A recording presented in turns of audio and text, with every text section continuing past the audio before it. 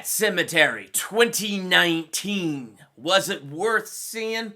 Well, if you saw my spoiler-free review, you know what I thought. Laura's joining me. We're going to dive in.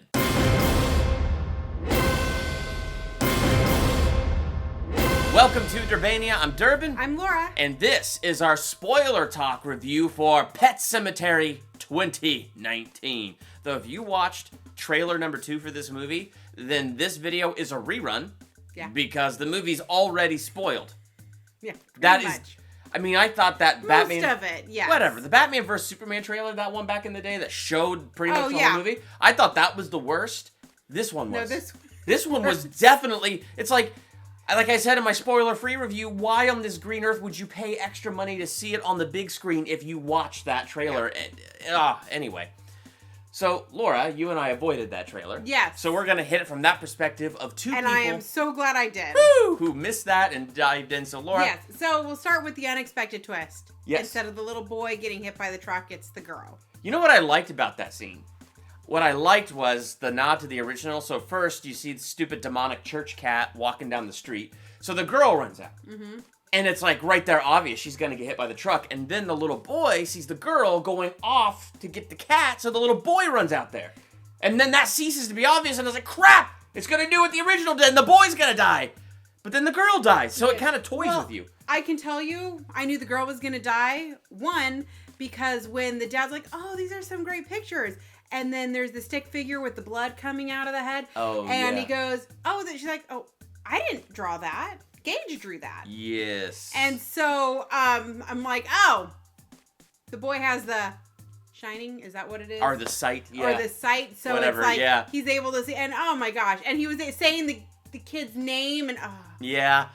So, like, I probably should have seen it coming from there, but where my mind went when I saw that little picture with the blood drawing out, she said Gage drew it, my mind, for just some dumb reason, just went, wow, self-fulfilling prophecy. He just saw himself lying dead.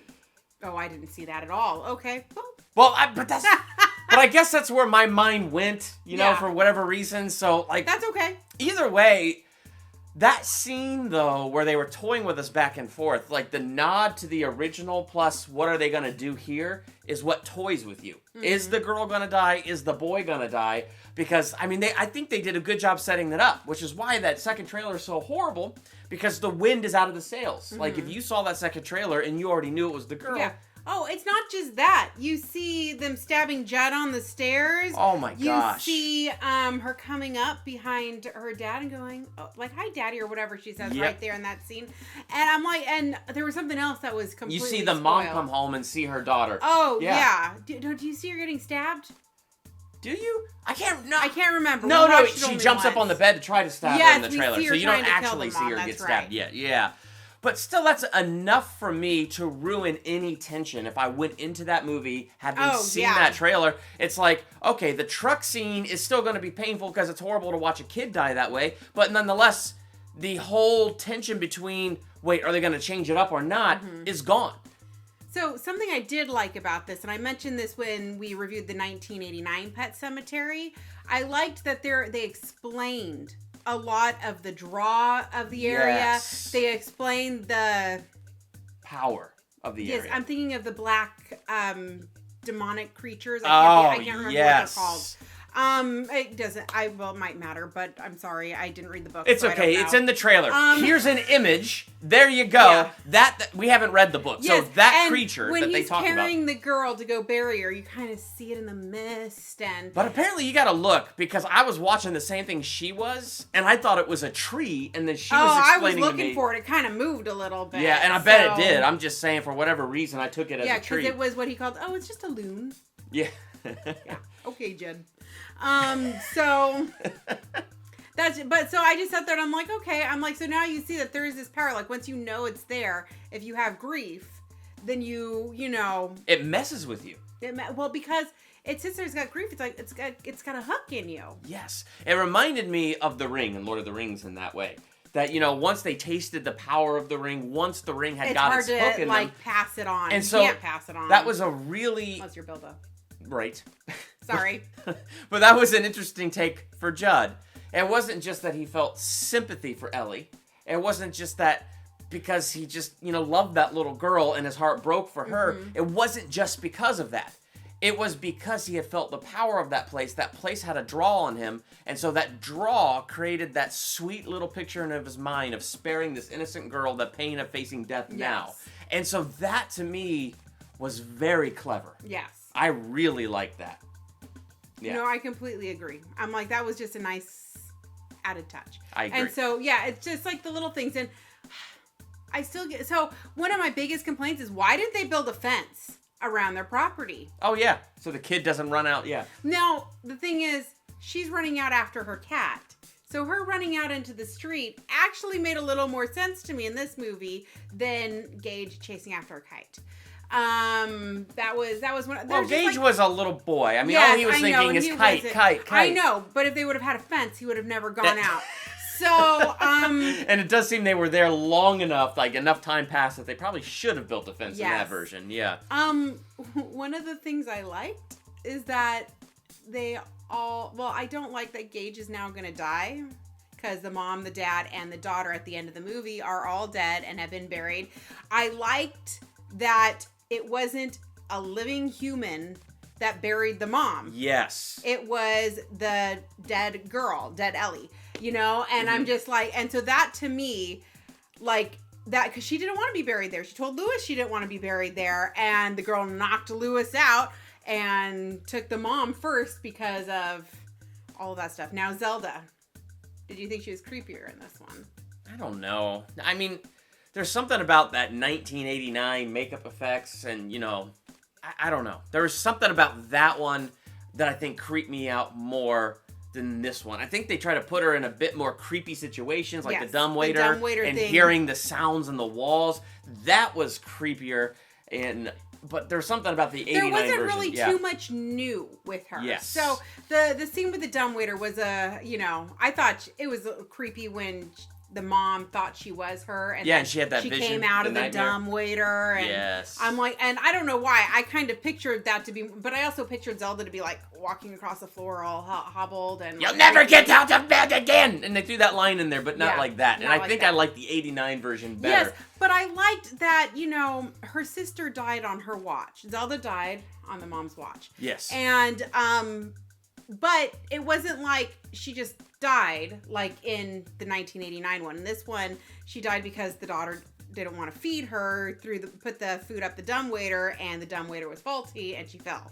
Yeah. So I could understand her fear of death way more because of that. That is true. So some of the ways they explain things were I was much happier interesting the way they rounded some of that off. Yes, I felt like a lot of my big plot holes that I saw in the original, I did not see as much. I still laughed a bunch, but not as much as I did in the original. Now, I'm going to bring this up because Cody Leach and I were messaging each other back and forth after this movie was over.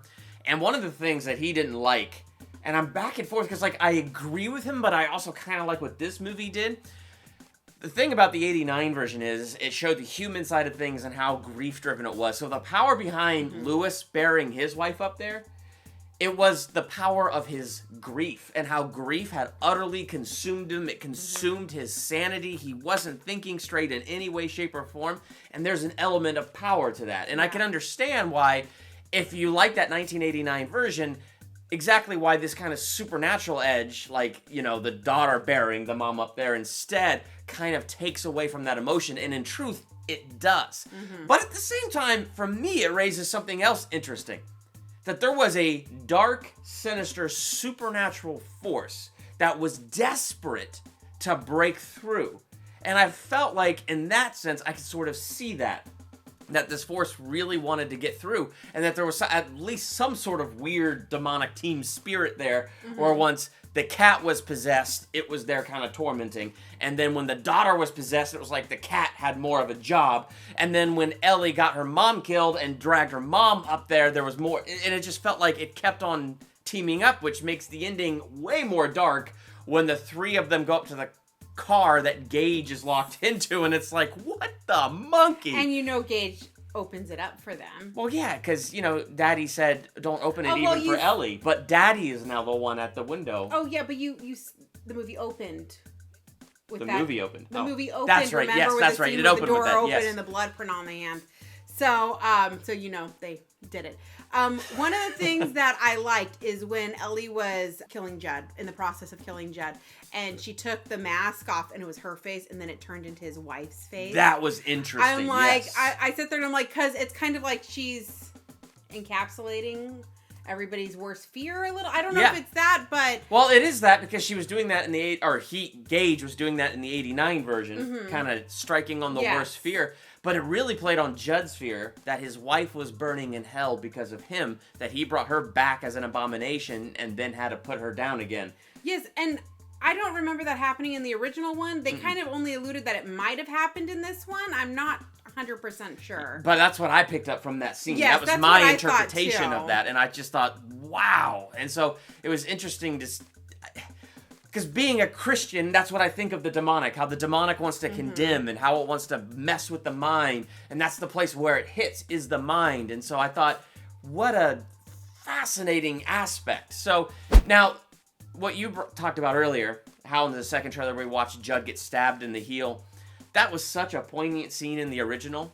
And so in this one where he's standing by the bed... And he kicks the bed back and she's not there. Yeah, but first it's the shot of his Achilles heel and you're like, no, I can't watch. But then he kicks the bed and it's like, oh, thank God. Then he goes down the stairs and he gets stabbed. It's like, it was excellent the way they used... I'm so glad I didn't see the trailer. Well, it's great that they used that nod to the original to fake you out and then delivered on the original and did that scene. And I thought that was so clever. And if you watch trailer number 2, the wind is freaking taken out of the sails of that. That is the worst trailer I have ever seen.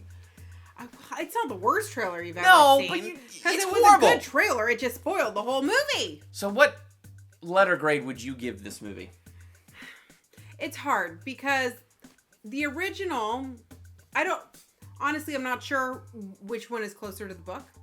But the original, there was something about it that was really awesome. Yes. There is parts in this that I really enjoyed, like how I said how it like filled in the plot holes, but I still feel like the original was better.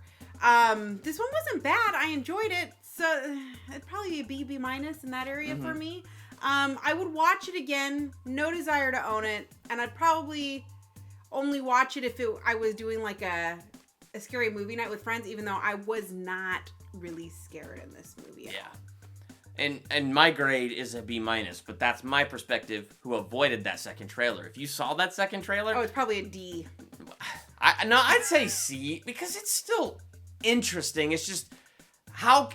You know everything that's coming, and so I think so then any suspense that you might have had would have made it worse. And even when you get towards the end, even though they do these different interesting things and different little twists and stuff, it still reaches this point where it's like, well, I know it's gonna end in some weird, odd way, like the first one did, and so it's like you kind of get an idea of where things are going, and so the tension, even though there's a lot of action going on, you start to lose some of the tension the more and more the ending unfolds. So, these are our thoughts on 2019's Pet Sematary. What are your thoughts? Let's talk about that in the comments. And if you totally like this shirt, a friend of mine sent it to me from back in the day. So excited to hear from this guy again. But he started a company, Bearded Turtle Apparel. I mean, that's just an awesome name to me right there. He sent me this shirt. I was so excited to get it. So if you want to check out Bearded Turtle Apparel, check out his Instagram page, see the stuff that they got going on there, and just check it out. Say Durbin sent ya.